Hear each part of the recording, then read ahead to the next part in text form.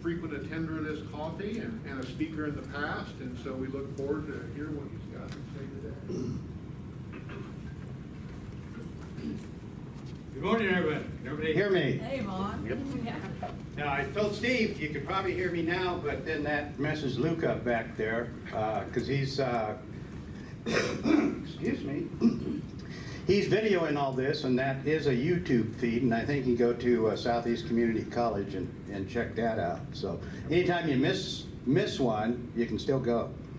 So good morning, everyone. I'm Vaughn Carter with StratDM.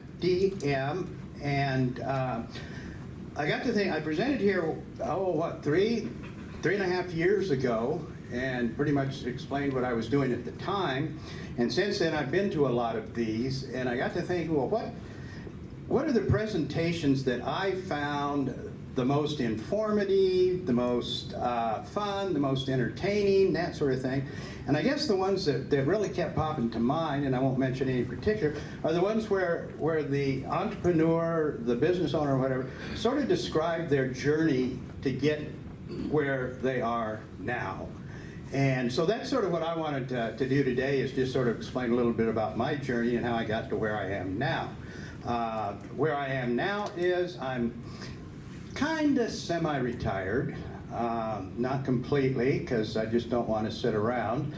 And so I have a company, StratDM, and we focus mainly on strategic planning, mission, vision, values for early to mid-stage startups.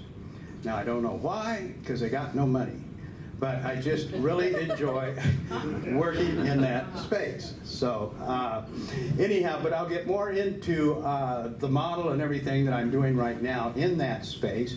But just to sort of explain my journey, how many people here have ever heard of a town called Allens Park, Colorado? Oh, I thought there'd be a few hands. Well, Allens Park is a, you raised your hand? How do you know Allens Park? I think we drove through. Okay, on your way to Estes Park. Yeah. It's a little village that sits up in the mountains of Colorado, about 15 miles south of Estes Park. In the summertime back then, the population was well over 3,000 in Allens Park and the surrounding area. In the wintertime, it didn't make 250 people. I mean, it was the kind of town, Johnny Mac that owned the gas station there and lived across the street. In the wintertime, he just gave everybody in town a key to the gas station, and you'd go in, turn the pump on, gas your car, write it down, put it on a little spindle, and go on your way. So anyhow, it was kind of interesting. How many people here have ever been to a one-room school? Oh, now we do have hands with one-room schools. Okay. Well, I went to a one-room school in Allens Park. My mother was a teacher. But it was very interesting because in Allens Park you had a lot of summer homes and summer resorts that were all on the tax rolls, but they didn't impact the 20-student school. So we had a 1 mill levy, and we had telescopes, and we had microscopes, and we had a TV to take Spanish on educational television from Denver. And we had all this stuff. Well, Time Magazine was doing a feature on one-room schools, and they came out and they took our pictures and interviewed the teachers and everything, and we were so excited we were going to be in Time. Well, didn't show up. They wanted to show the potbelly stoves and the outhouses and this sort of thing, and we just didn't fit that model. And again, one of the best jobs I ever had as a kid, Rocky Mountain National Park was less than a mile from my backyard, from our house. So Rocky Mountain National Park was my backyard. And I was a guide at a livery stable that did fishing and pack trips up to the high lakes, right below the Continental Divide, right around Timberline.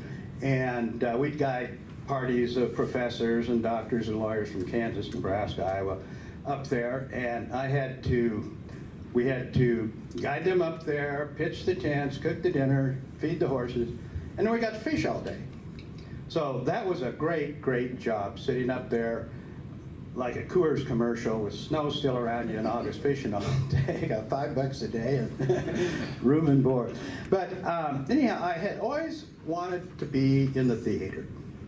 I think that's why I enjoy training, enjoy presenting. I like to be in front of a group of people.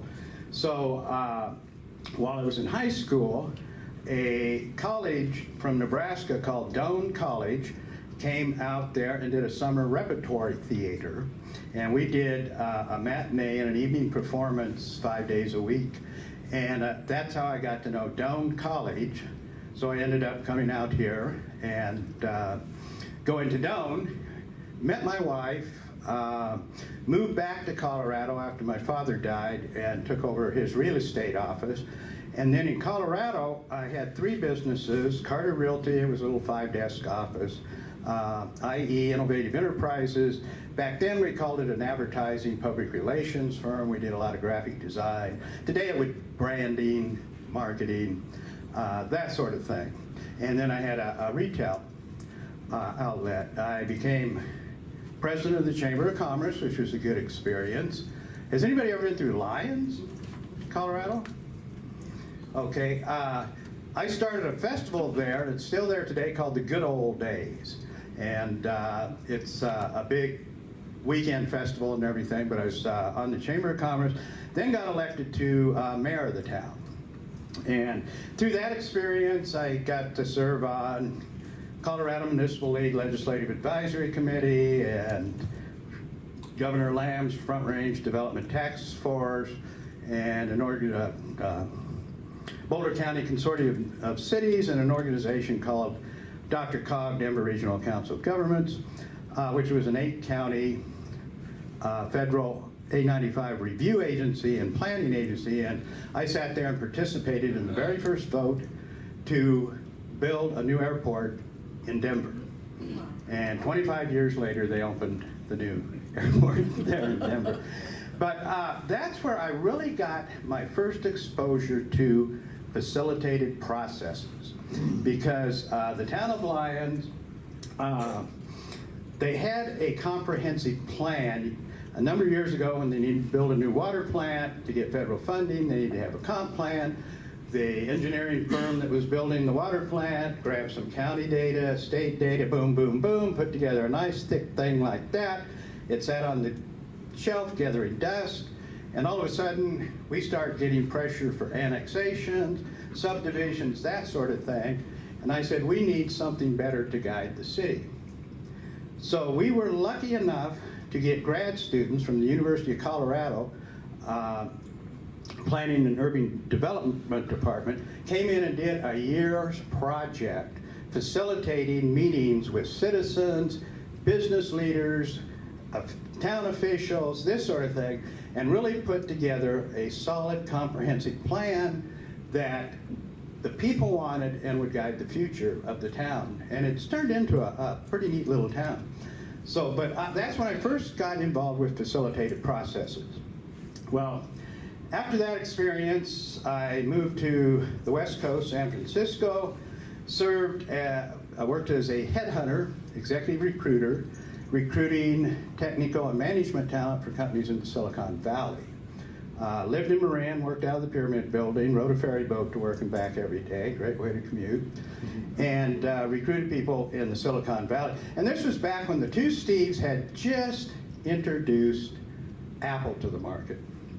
A gentleman by the name of Nolan Bushnell, a Hewlett-Packard engineer, in his garage had just built a video game called Pong. It was a beep, beep, beep. Yeah. And was starting that, you remember, I'll never forget when I walked into the Huddle Lounge. I had one. You still have one? No, not anymore. It doesn't work anymore. Okay. I had one. Okay. Well, he was starting a company called Atari. And he had built this thing and set it up in Al Cap's bar in Sunnyvale, California. Al Cap drew a comic strip called Little Abner. And 2 days later, they called and said, the thing's broke already. He goes down there, he opens it up, and he says, see some good news and some bad news. The bad news was he had a design flaw. He had a Folgers coffee can to catch the quarters that went through this coin thing he got out of a Coke machine, and it overflowed and everything. So he says, well, I got a design flaw, but I think I'm onto something. So he went out and started a company called Atari. And then Chuck E. Cheese and a lot of that. But anyhow, that was a fun time to work in the Silicon Valley. And that's when I really got a clear understanding of the difference between what I like to call East Coast and West Coast management styles. And on the West Coast, the CEO pulls in the parking lot, he finds a place to park like everybody else. On the East Coast, you know, you have reserved parking. You have the executive dining room. Well, everybody eats with everybody, you know. So there was a whole difference there, and it really let me see why some companies succeed and some don't. Because when Nolan Bushnell sold Atari to Warner Communications and they brought in their East Coast management style, killed the company. So I got really interested in why some companies succeed and some don't. And then the Japanese started dumping chips on the market, and the bottom fell out of the semiconductor industry. I always thought the Asians are they look at the long run. And so they started hiring all the good talent while the market was down, while everybody else was laying off. But it was hard to get a company to pay you $15,000, $20,000 to bring them an engineer when they're laying off and there's a line at the door that says we need a job. And my brother had bought a sporting goods store in New York, recruited me to come out and go out on the road for him, calling on colleges, universities. How are we doing on time, Steve? You're fine. Okay, colleges, universities, stuff. And I'm driving past cornfields and grain elevators, and boy, this is boring. So I got back into recruiting here in Lincoln with Management Recruiters, which was the local office of what then was the largest contingency search firm in the country. And then when I left there, my contract wouldn't let me recruit anymore. So I started a company, CMS, Career Management Services, where I coached executives mainly on how to market themselves in employment searches, resume development, interviewing, networking, all of that sort of thing. I was always really good at that because as a recruiter, when you send somebody in to interview and they got a $15,000 fee on their head, they better be a good interview. So we started doing a lot of what was called outplacement. When companies were downsizing and laying off, they'd bring us in to work with the people that they were letting go. And at the time, one of the precursors to Verizon was Altel, Alliant, one of those, was going to be doing some massive layoffs. And so I was negotiating with them on the contract. They were talking to some other people. And the contract ended up going to a company called Wright Management Consultants, a large national firm, had an office in Omaha, but regional offices in Kansas City. And I understood, you know, it was going to be a pretty big layoff or whatever. And at the time, I was officing in a similar type of situation like this, just east of the Office Depot there, called Office Centers. And I walk in it was a little more conventional. You had a lobby with a receptionist and that sort of thing. But I walk in one day, and the receptionist says, "Your brother was just in here." So my brother, he said, "Yeah, he left his card in your mailbox." Well, I looked at it, Steve Carter, Vaughn Carter, no relation, Wright Management Consultant. And I said, "Well, what was he doing in here?" He said, "Oh, he rented an office." Well, I wasn't real happy. My lease said that I had, if any competition came up. So I go back to my office, and I'm sitting there, and I'm thinking, and I start thinking about that line from The Godfather. Keep your friends close, keep your enemies closer. And I said, well, now that they're here, I can keep an eye on them, see what they're doing or whatever. But he had written on the back of the card, "Give me a call sometime." So I thought about it. The next day I called him up in Kansas City, and he said, "Let's get together for coffee." "Okay, where do you want to meet?" And he said, "Well, there in the office on Thursday, 11 o'clock. So I go walking in the office he'd rented there, and I said, "Well, did you drive up this morning or last night?" And he said, "Oh, no, I flew in." I said, "You deal with the airport and everything?" He says, "No, I got a 2-prop 8-seater because he had offices in Lincoln, Des Moines, Kansas City, Wichita, and Topeka. And he said, "Yeah, that way I get around the office and everything."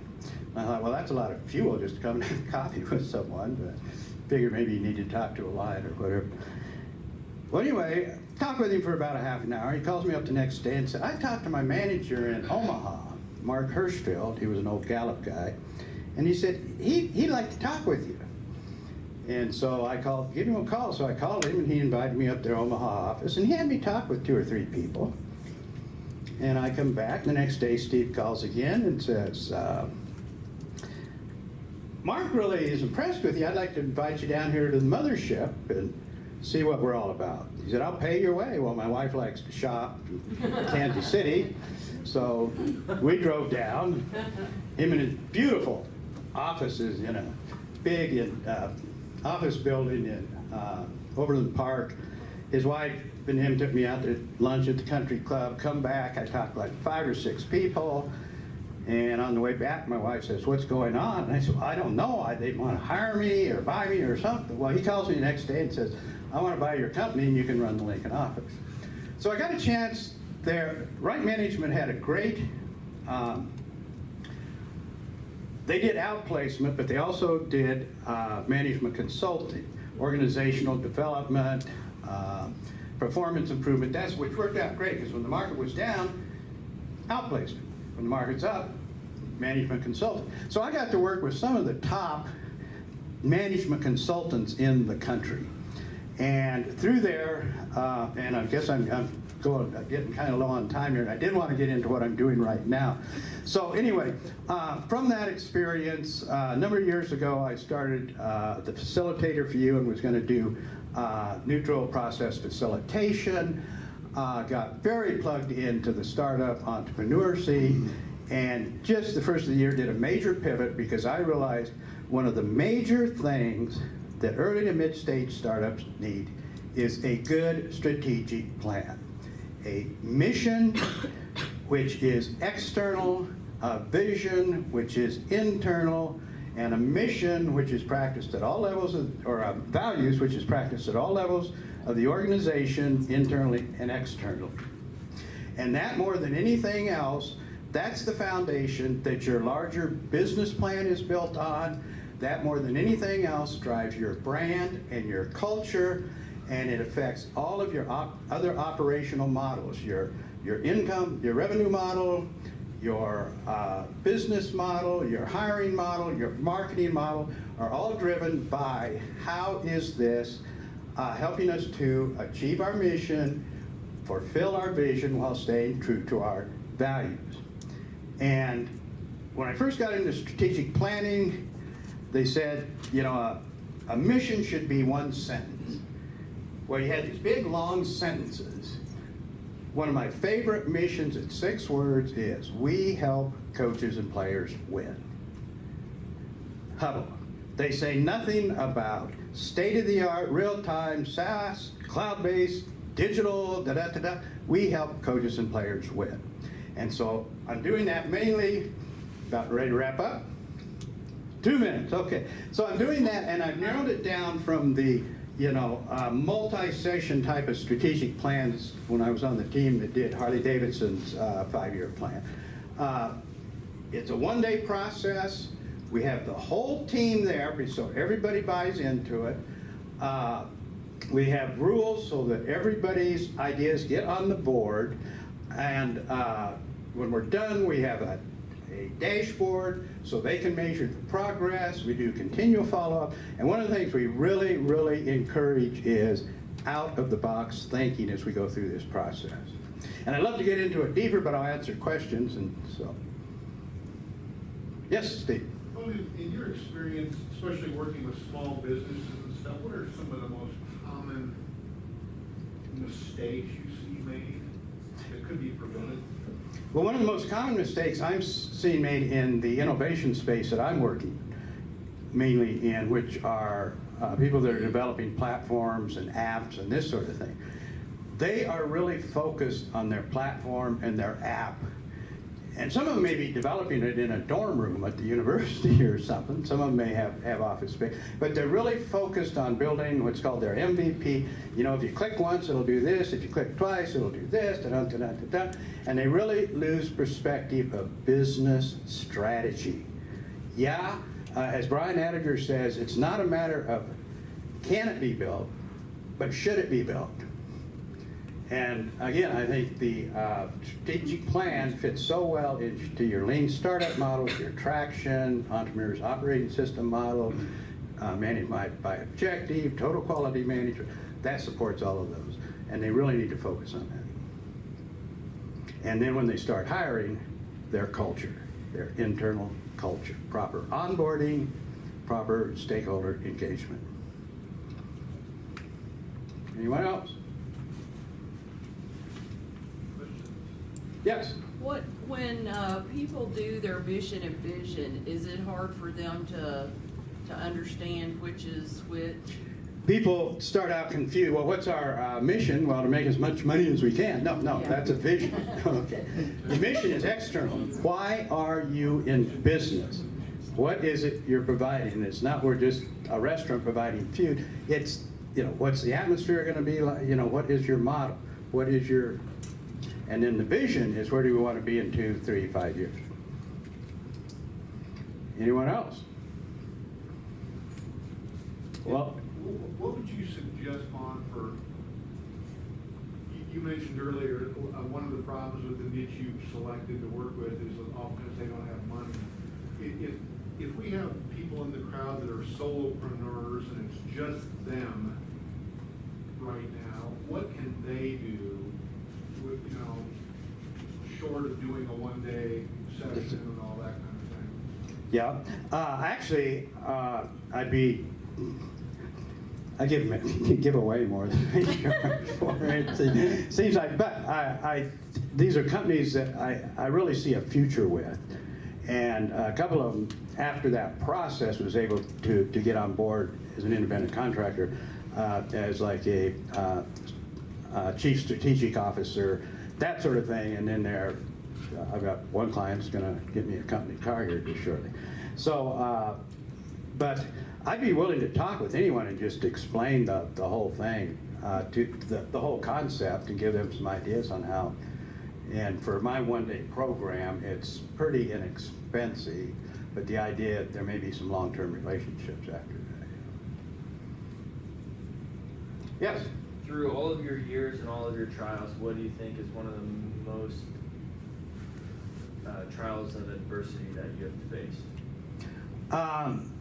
That's a personal issue. 10 years ago, I lost my 28-year-old son to suicide. And that was probably the hardest. That was right after Wright sold closed the Lincoln office, was going to handle everything out of Omaha, and I could work there. And so I went through a period where I just did some things, like I worked for Premier Catering and some things like that, until I decided I got to get back into consulting. So, but that was probably the hardest. Just hitching on what he's saying, but from your career development part for yourself through your life, and any experiences in business that Yes, that's why I like some of the stories people tell here, because I like the stories of the thrill of victory and the agony of defeat. But no, it was a struggle when I was recruiting and you couldn't get anybody to hire, pay fees to hire people because they were laying off and that was a struggle. Another one, when I was in the real estate business and interest rates were double digit. Yes, percent. Yeah, that was a real struggle. So I've had some of those. I'll admit, or in early days, I even went through a bankruptcy. So, but as the entrepreneurs today now say, I'm on my fourth business. I've had 2 successes and 2 learning experiences. And so yeah, that would be. And the outcome of that is you don't give up. You just move forward. Right.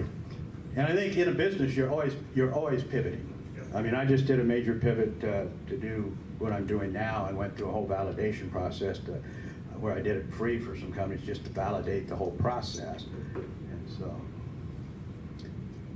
yes. So what do you do personally to keep yourself encouraged as you're going through these changes? One of the reasons I'm doing this is a part-time semi-retirement project. My wife and I like to travel, and that does cost a little money. And so I am generating enough income to sort of help out with that. So we do quite a bit of traveling. And I kind of like to mix my work life with my play life.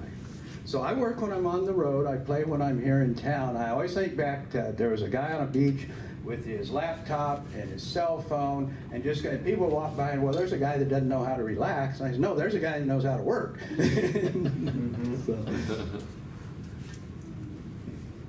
Okay, time for one more question. Anybody? Well, I'll be happy to talk with anybody afterwards, and you all have a great day, and thank you, Steve. Oh, one other thing, I was asked to read something. Somebody handed me something here. Troy, it's got a stamp on it, but apparently it couldn't find. But I met Troy here 2 weeks ago. So it says, Vaughn, thank you for everything you do. It's been great to meet and see you at many Perk Up Thursdays. We are eager to hear your presentation, as we know there will be sure great knowledge shared. And this is Tony and Ashley. Now, what a great marketing. I like that. And some of you may have gotten one if you've talked to them or whatever. And they've sent me a card like that too, and I'm telling you what, in this age of electronic communication, handwritten communication gets noticed. So you're on the right track. Well done.